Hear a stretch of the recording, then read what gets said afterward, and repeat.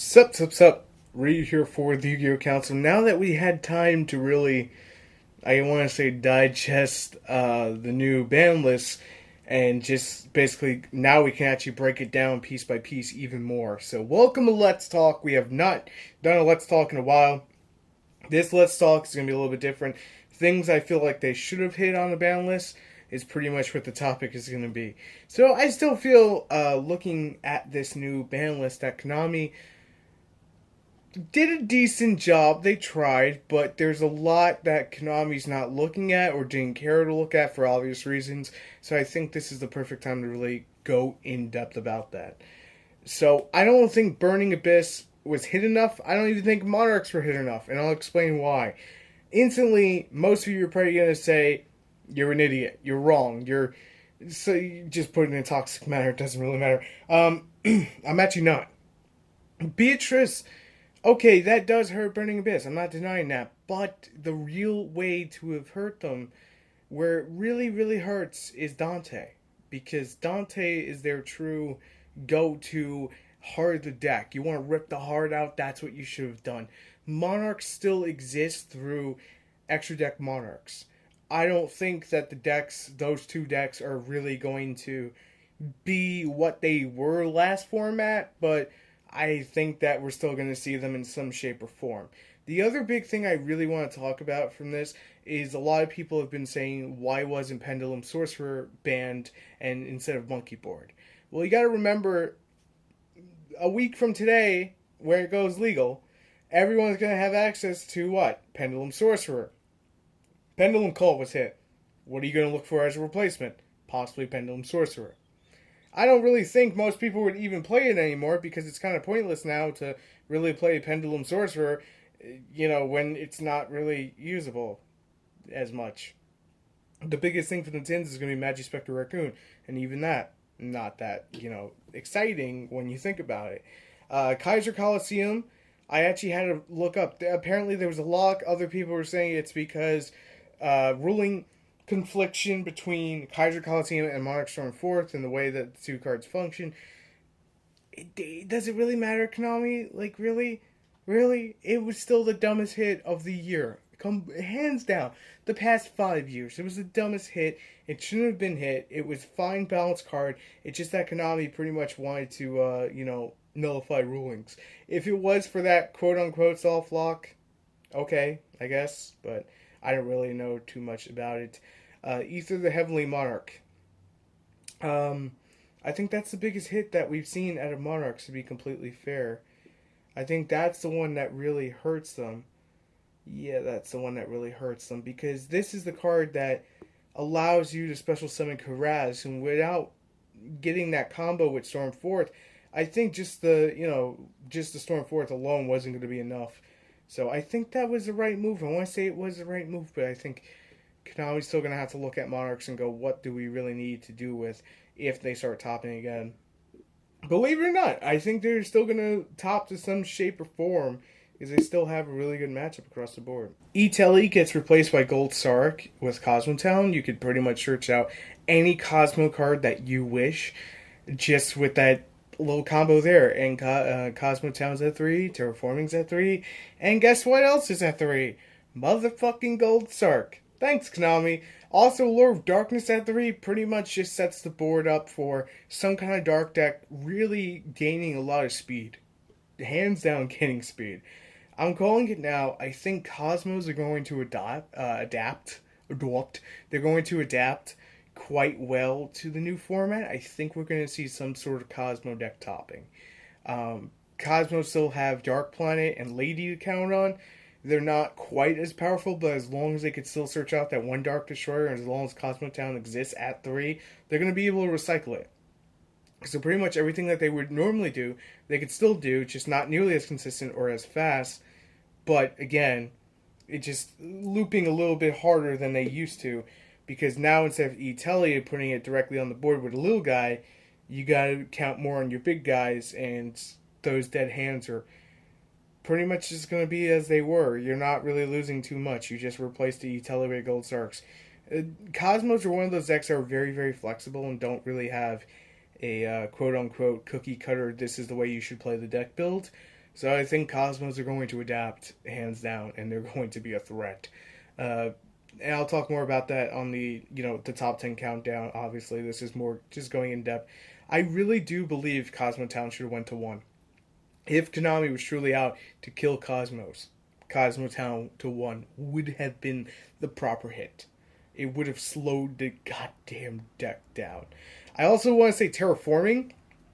If Konami really wanted to slow down the game, because I did mention that Maxi was pretty much trying to slow down the game, with that hit. But even though they did that, I don't really see it happening. I think it's just going to make certain decks easier to really just play. Like Blue Eyes is going to have an easier matchup against certain things, but then again, at the same time, it's going to be harder versus other things. I think Ghost Ogre.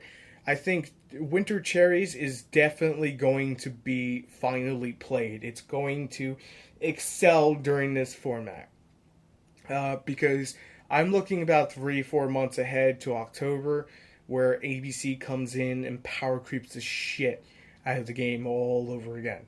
Whether you think it's going to or it's not going to, it will. Trust me, it will. Whether it be with Cyber Dragon Infinity or more Stun Rank 4, Ghost Reaper Winter Cherries is definitely going to play a key aspect of that matchup.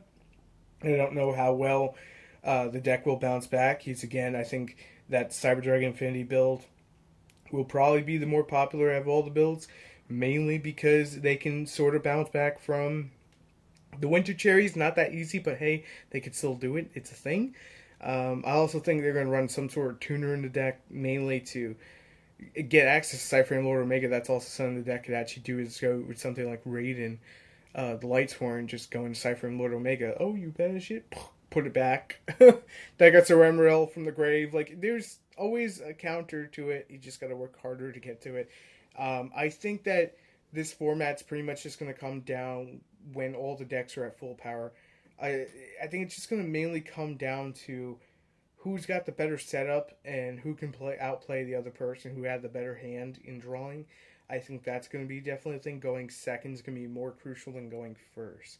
Unless we're talking about post Invasion of Venom, which introduces a whole brand new slew of things. We get the Yang Zing counter trap card. Yang Zings will be at full power.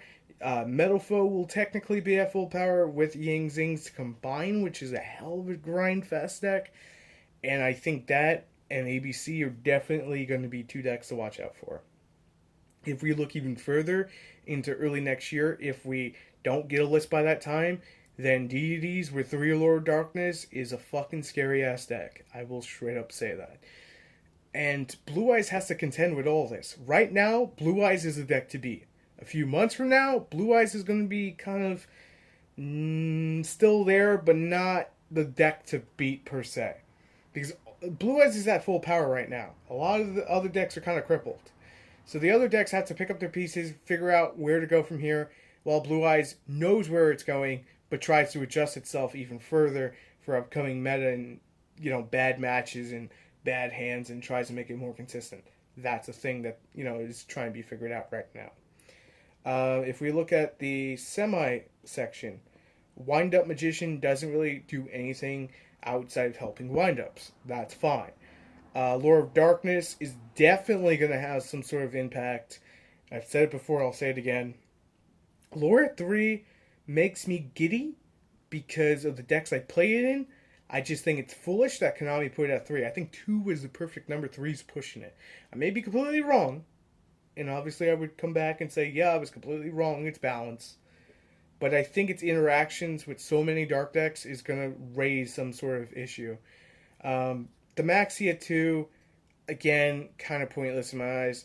Thunder King Rival, people are screaming anti-meta. If you actually try playing an anti-meta deck, it is one of the hardest decks to really put together. And part of the reason that, say, something like Blue Eyes or Monarch's top is because there are multiple people playing it. So when there is one person playing just anti-meta, it's harder really for that deck to top compared to the massive sheer amounts of Blue Eyes players that will come. So that's something to also keep in the back of your mind.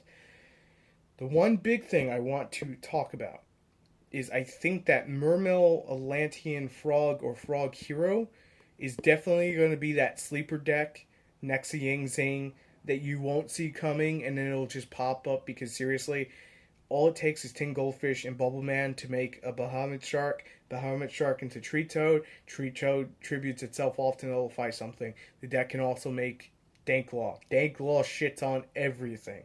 And when everything gets shit on by Danklaw, outside of a few things, then it is a problem. The biggest like change for this whole game state is going to be that Blue Eyes players are going to have to realize they don't need Effect Valor main. That's not me saying, hey, maiden. That's me saying from a point of running Pod Desires, you won't need Valor anymore because the main reason you ran Valor is for the Monarch matchup. Since the Monarch matchup doesn't really count on that normal summon anymore, you can pretty much side out the Valors for the time being. It's hard to say if they'll need to come back and play, but right this moment, I think you can get away without Valors. And I want to say, I'm not 100% sure. I want to say Maxi is also a good spot in there, but I think the deck is still trying to find itself. In basically in terms of like, the people who are using Pod Desires and the people who are not using Pod Desires. There's so many ways to like really approach Blue Eyes. I try getting that point across where some people are just a little thick-headed and want to have it their way. If it's not their way, then you're wrong every time. But as a YouTuber, you need to be open to other people's ideas and not just shoot them down and hear them out and basically say, yeah, this could work for you, but it may not work for me, and give you a reason why. So that's something like this too. I also try to get that point across. I'm not trying to sound like I know everything or I'm better than you. I'm just trying to get my points across and understand where you guys are coming from and make better quality videos talking about Yu-Gi-Oh! From there. That's just my two stance on everything. I know I just went like all the way over. One thing I know, Gaming Showdown, kudos to him, he'll be on the channel soon enough, will basically have a hissy fit if I don't talk about, sorry buddy, just kidding, Magispector Unicorn. I think that Konami did not kill it because Raccoon and the pendulum that can search it out are still a thing.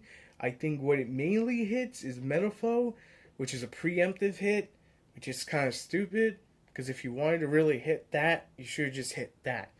But you don't want to hit it yet, because you want us to buy it. So make up your mind, Konami. Make up your mind. I'll say it again. Top 10 meta decks should be dropping tomorrow.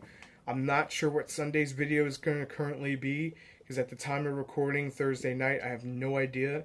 I'm super swamped on trying to set up stuff for RyuAvalonGaming. Selfish plug is selfish. Selfish plug is selfish. Mermails also, side note, Mermails also have a good matchup across the board. They have not been affected, so if you still have Mermails or you're looking for something cheaper, they're pretty cheap. Not super cheap, but they're pretty cheap. They're like a little over $100 right now, so not bad. So I'm trying to, by the time this goes up, I'll be working with a new computer monitor, so that way I can actually use my Elgato to record my PC games with, so I can make better content on RyuAvalonGaming, which is always good, and now it'll be easier to edit across all the channels. So, should be better quality videos, he says. Probably will be slightly decent better, but I'm going to end off the video here. I just want to quickly say thank you guys so much for tuning in to Let's Talk. Next week, I know I promised a few of you I'd be talking about Raging Tempest. I think that's a set after Invasion of Venom. I still going to uphold my part. It's just that this took priority this week, and there wasn't tons of details last week, so I wanted to hold off on it. So we'll probably definitely get to it next week. Thank you guys so much for tuning in. I'll see you tomorrow for that top 10. Peace.